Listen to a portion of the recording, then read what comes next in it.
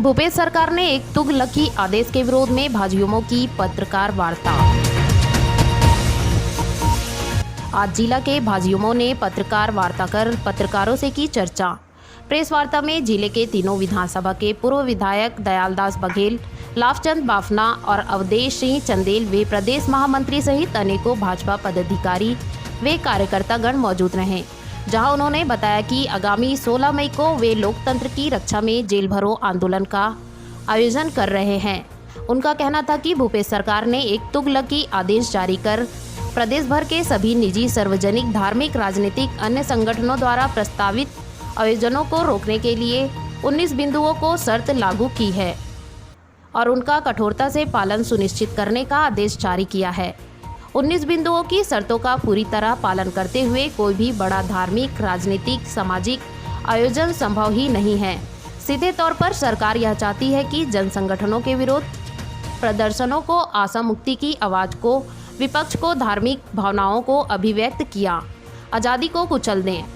आगे कहा कि कांग्रेस ने छत्तीसगढ़ में अघोषित आपातकाल लगाया है, जिसके विरोध में 16 मई को भाजपा करेगी लोकतंत्र की रक्षा में जेल भरो आंदोलन।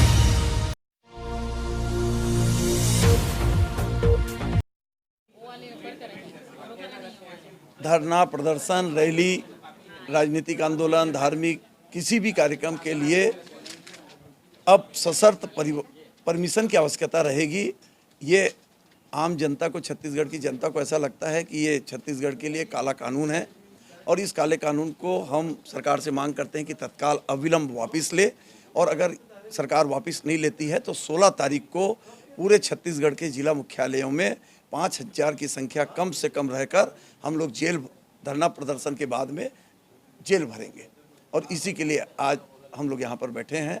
हम आपके चैनल के माध्यम से भी आम जनता से भी मांग करते हैं कि इस कानून की गंभीरता को समझे। यहाँ 19 कंडिकाओं में 15 शर्तों के आधार पर शपथ पत्र देना पड़ेगा, अन्य लोगों से लिखवाना पड़ेगा, वहाँ पर वॉलंटियर तय करना पड़ेगा, कितनी संख्या होगी उसमें 15 वॉलंटियर, 20 वॉलंटियर और शपथ पत्र देना पड़ेगा।